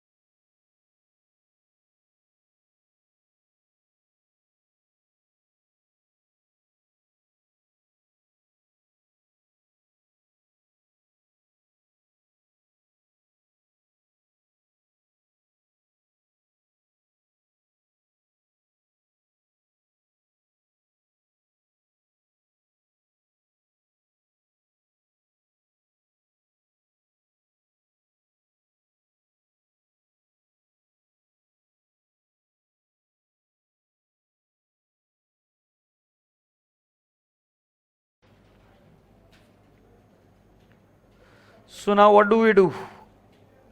31st क्या है? मार्च है, दिसंबर, मार्च 2010, by balance carried down. Can I not से 169,500 बेटा? हाँ नहीं, 169,500. अब मुझे बताओ प्रॉफिट एंड लॉस अकाउंट में कितना जाएगा? जो डिविडेंड का अमाउंट है वो तो पी एंड एल अकाउंट में जाएगा ही. To P and L account कितना जाएगा? ये 46. अब इधर अपने और मॉड्यूल के आंसर में एक फर्क हो सकता है. मॉड्यूल ने 16,000 की नोट लिखी होगी और 30,000 पी एंड एल में डाला होगा, बट 16,000 की नोट में भी यही बोला है कि हम पी एंड एल अकाउंट में डालेंगे. तो चॉइस इज योर्स. एग्रीड? तुम एक साथ लिखकर डाल लो या फिर इसका डिस्क्लोजर सेपरेटली दे दो नीचे कि 16,000 पी एंड एल अकाउंट में जाएगा. आंसर सेम ही है, बट कैसे डिस्क्लोजर देते हो उतना. और दूसरा वाला बताओ, इसका कितना आ रहा है बैलेंसिंग फिगर? प्रॉफिट है कि लॉस है? हाँ, और कितना प्रॉफिट बता रहे? 42,855. ओ चेक कर रहा था आ रहा है कि नहीं? 42,855. इज दैट व्हाट इज है? Yes, that's lovely.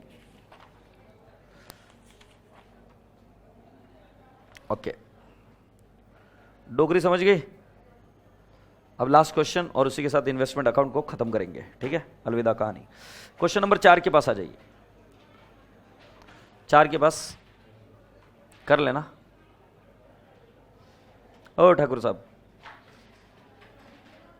तुम बोलते हो फिर मैस बंद हो जाती है मेरी, इसलिए कोई बात नहीं. ठीक है. The following transaction of Nidhi took place during the year ended 31st March 14. ठीक है, मुझे इसमें क्या करना है थोड़ा सोच के बताना. गुड़िया पहले क्वेश्चन के पास ध्यान दे. गुड़िया क्वेश्चन के पास ध्यान दे. क्लर्क नहीं बनने का है अपने को, ऑर्डर करने का है काम. और ऑर्डर करने वाले की बुद्धि चलनी चाहिए, हाथ नहीं. Place the following transaction of Nidhi took place during the year ended 31st March 14. 1st April को purchase 12 lakh 8% bond at 80.50 come interest. Interest is payable on 1st November and 1st May. Please underline the word bonds. 12 April purchased 1 lakh equity shares of 10 each in X Limited for 40 lakhs.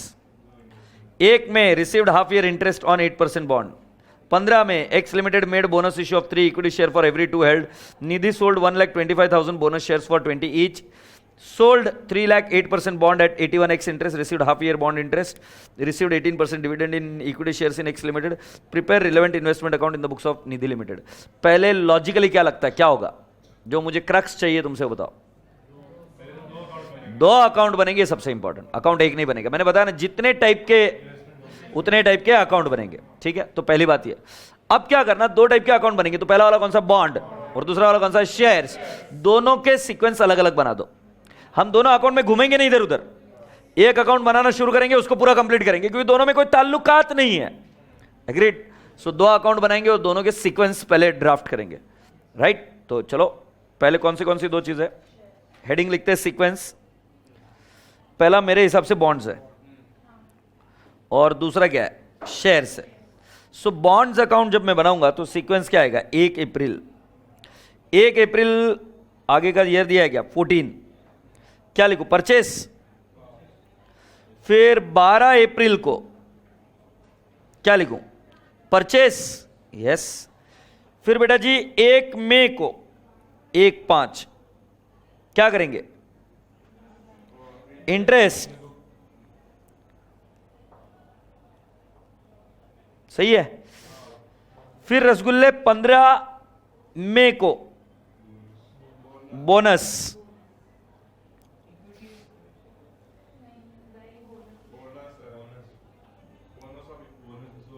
हाँ, शांति रख, शांति रख.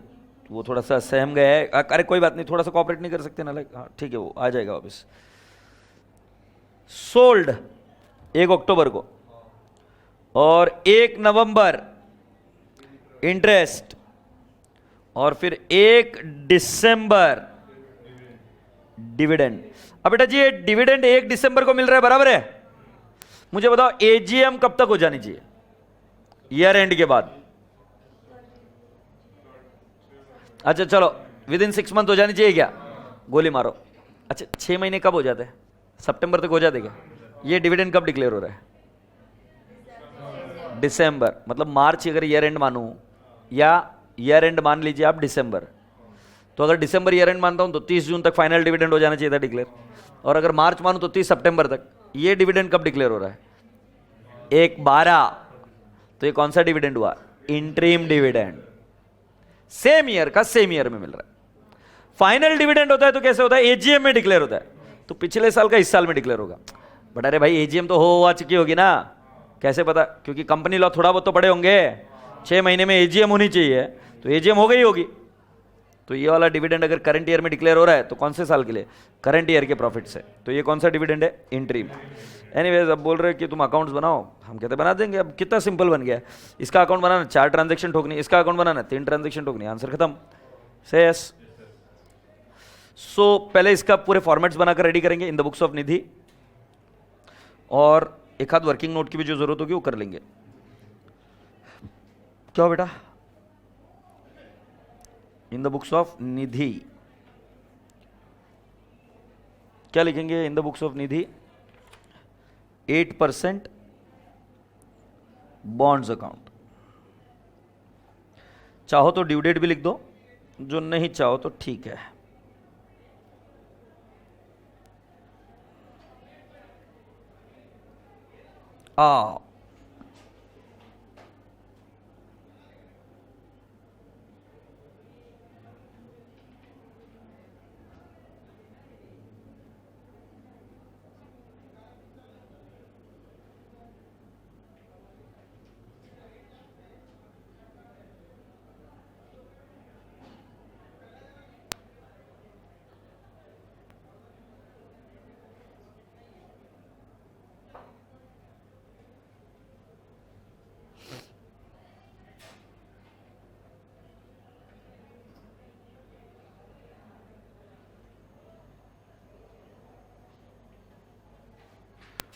उसके बाद में कौन सा बेटा जी?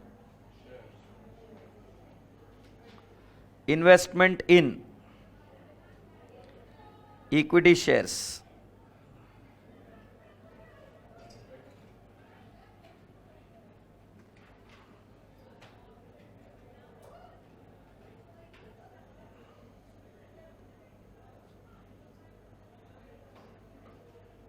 Date, particulars, face value, interest नहीं बेटा, डिविडेंड ना, या पे एंड लिख दूं क्या? और अमाउंट। Date, particulars. जब भी ऐसे 2 अकाउंट बनाने के लिए बोले और दोनों रिलेवेंट नहीं है, रिलेटेड नहीं है, तो मैं आपको हमेशा कहूंगा कि सिंगल सिंगल बनाओ, क्योंकि दोनों में एंट्री करते करते कई बार कंफ्यूजन हो सकता है।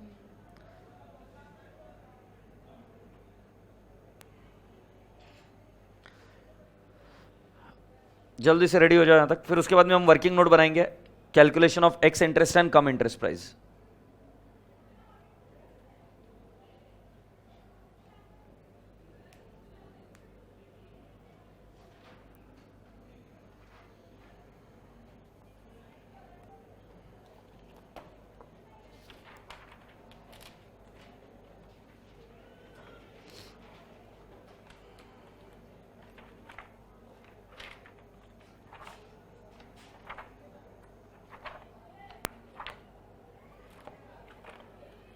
चले अभी वर्किंग नोट करेंगे।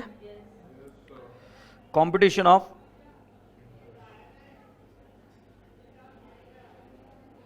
X interest and cum interest price. So बेटा पहला क्या होगा? Date, face value, from to number of months,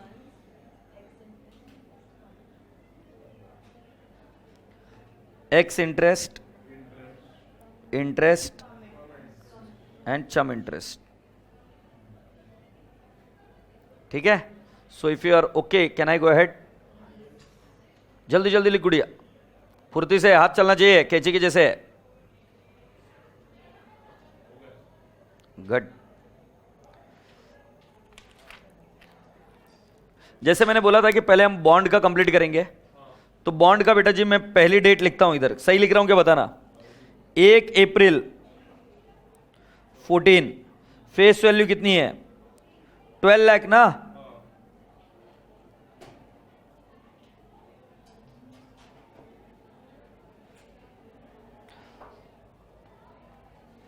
face value 12 lakh है बेटा, फ्रॉम टू, बेटा last due date to date of transaction अपना ऐसा कॉन्सेप्ट है। सो 1/4 के पहले की ड्यू डेट मेरे हिसाब से 1 नवंबर रही होगी। 1 अप्रैल को हम एंट्री कर रहे हैं, इसके पहले की ड्यू डेट क्या रही होगी? 6 नहीं 5 महीने बैक नवंबर रहेगी ना। सो देख लो, बोला भी है उन्होंने, नवंबर और 1 में पहली लाइन में ड्यू डेट है, तो नवंबर और मई में से ड्यू डेट सिलेक्ट करनी है, last due date to date of transaction, तो नवंबर रही होगी। सो नवंबर, दिसंबर, जैन, फेब, मार्च, अप्रैल नहीं लेना है क्योंकि अप्रैल 1 तारीख है। तो कितने महीने हो गए बेटा जी? 5 months. So can I not write down 1/11/14 से लेकर 1/4/14, नहीं 1/11/13 होगा बेटा, 13 नंबर ऑफ मंथ्स 5। बेटा अभी कैलकुलेटर पर लो, 12 लाख इंटू क्या रेट है बेटा? 8% डिवाइड बाय 12 इंटू 5 कितना आएगा? सो कैन आई नॉट से 40,000? अभी तुमको कम इंटरेस्ट प्राइस दी है, कितनी है बेटा? 80.5, बट क्वांटिटी नहीं दी हुई है।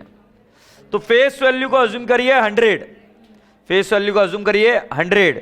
सो कैलकुलेटर पर लीजिए 12 लाख डिवाइड बाय 100 इंटू 80.50, तो तुम्हारा कम इंटरेस्ट प्राइस कितना आएगा? 9,66,000। ये समझ आ रहा है क्या कैसे है? पहले क्वांटिटी निकाली डिवाइड बाय 100 कर और मल्टीप्लाई किया उसको 80.50 के साथ। अब बेटा एक्स इंटरेस्ट प्राइस कितनी आई? 9,26,000। बेटा एक काम करते, दोनों का अभी करके खत्म कर दूं क्या? उसके बाद में आपने सेल भी किए, कब सेल किए? 1 अक्टूबर को सेल किया ना, 110/14 सोल्ड कितना है? 3 लाख। अच्छा इसके लिए क्या? Last due date to date of transaction, October के पहले डेट क्या थी? 1 मई। सो क्या बेटा मैं सही लिख रहा हूं क्या? 1 मई 14 से लेकर 1/10/14, तो कितने महीने हो जाएंगे? अक्टूबर, नवंबर, दिसंबर, ओ आई एम सॉरी, मई, जून, जुलाई, अगस्त, सितंबर, 5 महीने, 5 महीने, 5 महीने, 5 महीने, 5 महीने। बस चेक कर रहा था तुम भी मान रहे हो कि नहीं मान रहे हो। 5 महीने मेरे हिसाब से आना चाहिए 10,000, 10,000 आ रहा है क्या? सॉरी, अच्छा कौन सी प्राइस दे रखी है? एक्स इंटरेस्ट या कम इंटरेस्ट? X interest. तो बेटा जी क्या मैं 3,000 बराबर लिख रहा हूं क्या? क्वांटिटी 3,000 है, 3 लाख डिवाइड बाय 100, हाँ या ना, इंटू ये 31, 2,43,000। और इधर कितना आ जाएगा पांडे जी? 2,53,000। ठीक है, चलो सीक्वेंस तो आप देख रखे हो अभी, धनाधन एंट्रीज करेंगे क्या? चलो पहली तारीख बाय किया था 1 अप्रैल को, तो 1/4/2014 टू कैश ऑब्लिक बैंक। बेटा जी कितनी फेस वैल्यू थी? 12 लाख। बेटा प्लीज अगर हेल्प करोगे तो ज्यादा बढ़िया होगा। और ये आएगा 40,000 और ये आएगा 1,26,000।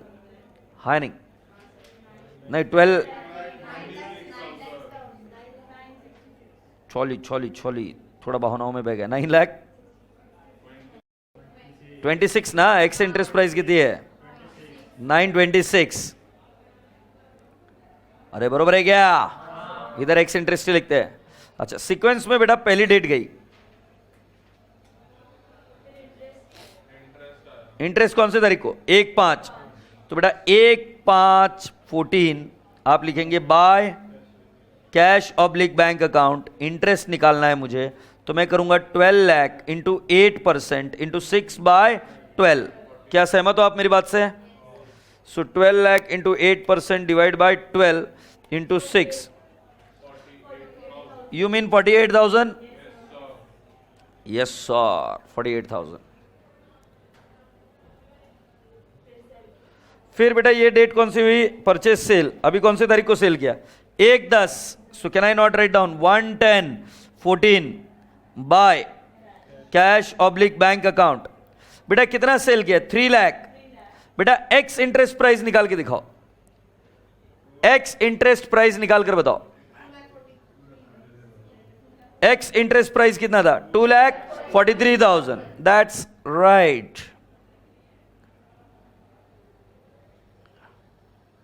उसके बाद में डेट कौन सी है?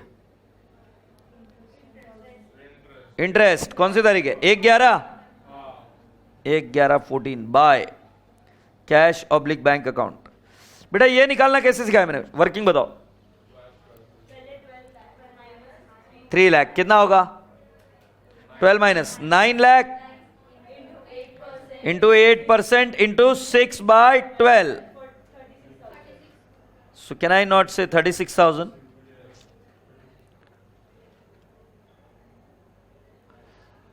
अब तुमको इसका वैल्यू करना है, वैल्यूएशन का तरीका दिया है क्या? नहीं, अपने ऊपर छोड़ा है। तो फीफो लो या वैक ले, कोई फर्क नहीं बेटा, बाय एक ही बार हुआ है ना, तो फीफो ले या वैक ले एक ही चीज आएगी। सो कैलकुलेटर पर लीजिए 9,26,000, 9,26,000 बराबर है क्या? डिवाइड बाय 12,000, 12,000 की क्वांटिटी 12,000 थी, इनटू बच गई क्वांटिटी कितनी है? 9,000, है नहीं? तो मेरे हिसाब से याद है 6,50,000 आ रहा है क्या? सॉरी 6,94,500 आ रहा है क्या?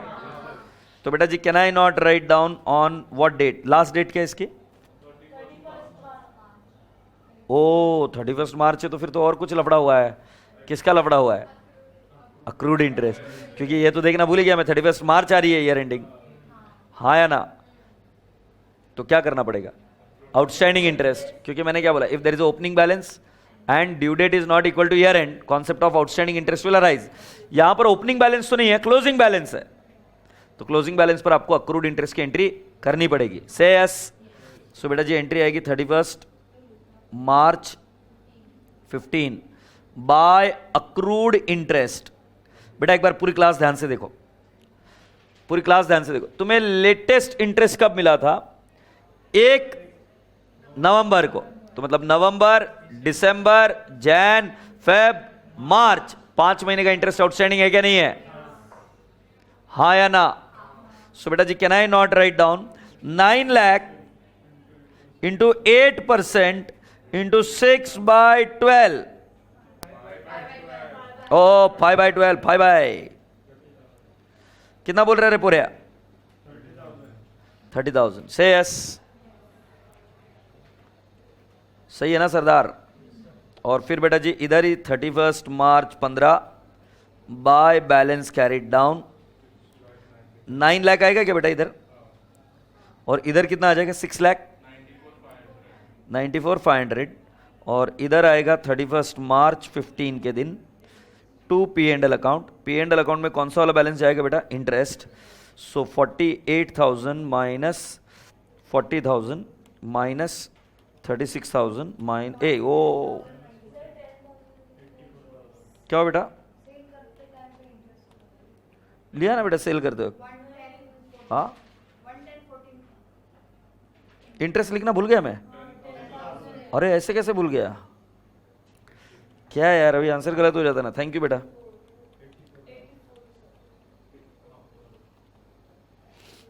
और माइनस 40,000, 84,000 आ रहा है क्या? सो ये तो 84,000 इधर ही आना चाहिए, नहीं आए तो समझ लेना कि आंसर गलत है। अच्छा अभी कॉस्ट कॉलम को कंपेयर करके देखो, प्रॉफिट है कि लॉस है?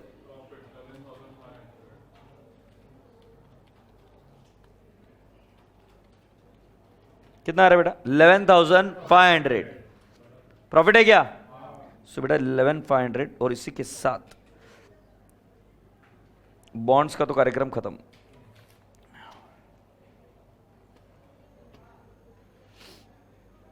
आई hope it makes lot of sense to you.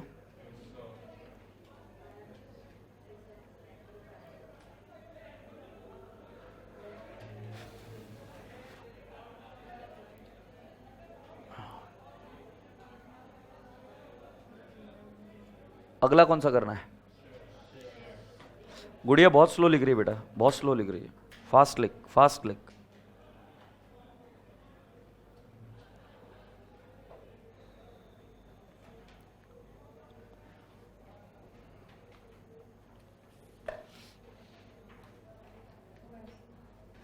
हाँ अभी अगला कौन सा? Investment in equity shares. Are you there? So investment in equity shares में पहला कौन सा है? परचेस। क्या तारीख है? 12 अप्रैल ना। सो सो 12/4 क्या लिखेंगे? To cash oblique bank. बताओ कितना आएगा? 1 लाख। और कितने रुपए? 1 lakh equity share for 40 lakh. Directly बोला है तो 40 लाख लिख दूं? 10 लाख से क्या? हाँ 1 लाख तो क्वांटिटी है, सो 10 लाख बराबर बेटा। और ये 40 लाख है ना बेटा? उसके आगे नेक्स्ट तारीख कौन सी थी बेटा? 15 मई, 15/5। टू बोनस, कैश नहीं लिखना है बेटा इधर, टू बोनस। अब टू बोनस मतलब 3 मिले ना फॉर एवरी 2 हेल्ड, मतलब 10 लाख का divide by 2 into 3, 15 lakh bonus मिला क्या?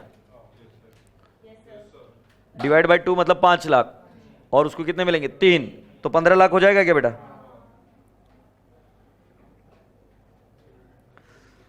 ठीक है। और फिर क्या हुआ है? आपको डिविडेंड मिला है बेटा। डिविडेंड कब मिला है? 1 दिसंबर। सेल कब हुआ है भाई? ओ सेल भी कर दिया है क्या? And sold 1,25,000 bonus shares for 20 each. अब गड़बड़ क्या हो जाती है? बच्चा क्या बोलेगा कि जो बेचा है उसको मतलब क्या खरीदी में लिखेंगे ही नहीं। अगर मान लो ए भाई गई मत कर, खरीदी में लिखेंगे ही नहीं, मतलब डेबिट में लिखेंगे ही नहीं, तो फिर सेल कैसे करोगे? जो चीज बाय हुई वही सेल दिखाना है। तो वो कुछ डेढ़ होशियारीगिरी नहीं करने की, जितना बोनस मिलना चाहिए पूरा दिखाओ। नहीं तो कुछ बच्चे कैसे करते हैं, राइट शेयर्स में नहीं क्या दिमाग लगाते, जितने अपन ने बाय किए उतने ही लिखो, जो रिनाउंस कर दिया वो लिखो ही मत डेबिट में। याद आ रहा है क्या? बच्चा बोनस में भी लगाता है, सेम डेट कोई बेचा है ना तो पहले आया ऐसे दिखाओ ही मत, डायरेक्टली बेच दो। अबे बेचेगा कैसा? पहले आने को ना फिर बेचेंगे ना, पहले there has to be a debit receipt, then there can be a sale. So write down for the sale 15/5 ना बेटा। बाय कैश ऑब्लिक बैंक कितने बेच दिए बेटा? 1,25,000। So 1,25,000 into 10, 12,50,000। अच्छा 1,25,000 इंटू 20, 25 lakhs बेटा। Yes very good, 25 lakhs। If you are done with that we are left with the next entry. कौन सी तारीख को सोल्ड हो गया ना बेटा? 1 दिसंबर। मेरा क्वेश्चन एकदम इंटरेस्टिंग है और इंपॉर्टेंट है आपके लिए।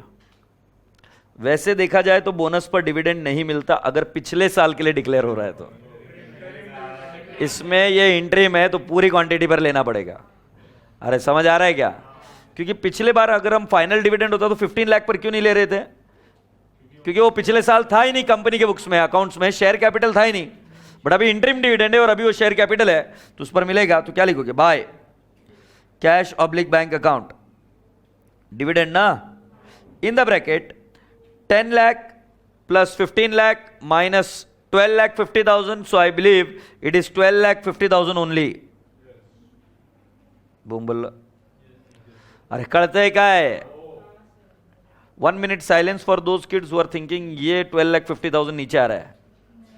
नहीं, ये 10 + 15 25 माइनस 12.5 लाख, वो 12.5 लाख है इंटू 18%। हाँ बता दे गुड़िया कितना है? तुम क्या बोलते हो कभी कभी समझ में नहीं आता। 2,25,000। अभी मुझे बताओ डिविडेंड कहां जाएगा? बस मैं भी वही बोल रहा हूं। सो बेटा जी ये आएगा, तारीख क्या है? 31 मार्च। टू P&L अकाउंट बराबर है क्या? 2,25,000। अब आपको क्या निकालना है? Closing value of the investment. Closing value of the investment एक बार शॉर्टकट से बताऊं क्या? किसी को इंटरेस्ट नहीं है? अच्छा ठीक है। तो कॉस्ट 40 लाख है क्या? 40 लाख डिवाइड बाय 25 लाख है क्या? 25 लाख कैसे देखो? 40 लाख कॉस्ट, 40 + 0। एक काम करते ना, निकालते ना back of shares. Back of share. अच्छा शेयर्स के केस में कुछ नहीं बोला जाए तो वैक ही निकालना है, फीफो नहीं यूज करना। सो कितना? 40 लाख है क्या? प्लस छोरी 0 है क्या? डिवाइड बाय छोरी 40 लाख की क्वांटिटी मेरे हिसाब से थी 1 लाख प्लस 1,50,000 बरोबर है क्या? Multiply by 1,25,000। समझे क्या? जो बचा उससे मल्टीप्लाई किया, डिवाइड कर कर 1 यूनिट का वैक निकलेगा। कितना वैक आया?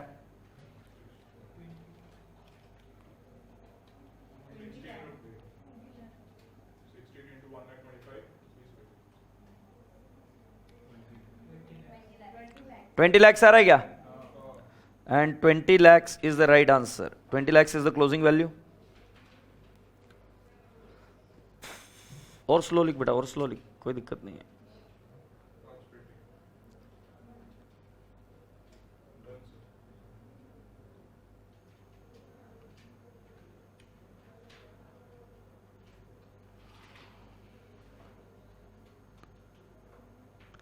तू कॉपी कर रही है इसलिए तो बंद किया ना लाइक में, अच्छा, पर तो उसके बाद में की नहीं, ठीक है कोई बात नहीं। सो क्या कर, खड़ खड़ खड़ ऊपर नजरे, इधर ऊपर नीचे, इधर हाथ तो नीचे देख ही नहीं रहा है, खड़ खड़ खड़ चालू ही है। बाय क्या लिखेंगे? बाय बैलेंस कैरिड डाउन 12,50,000 और ये कितना आएगा? 20 lakhs। गांव वालों प्रॉफिट आया है 5 लाख रुपए।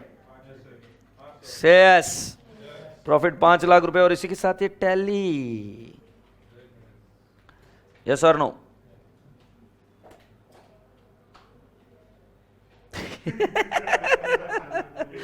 हाँ हाँ हाँ वो लगा है मुझे, बट ठीक है, आगे गेट फिगर कैसे आना था, ठीक है, absolutely correct. So then that becomes how much? 5 lakhs of profit. Alright, so इसी के साथ इन्वेस्टमेंट अकाउंट समाप्त होता है और आप सभी लोगों से रिक्वेस्ट है कि सारे इन्वेस्टमेंट के क्वेश्चंस चेक करके खत्म कर देना। Is that okay? सो एकदम प्यार से बाय बोलो। Bye and God bless you all, take care.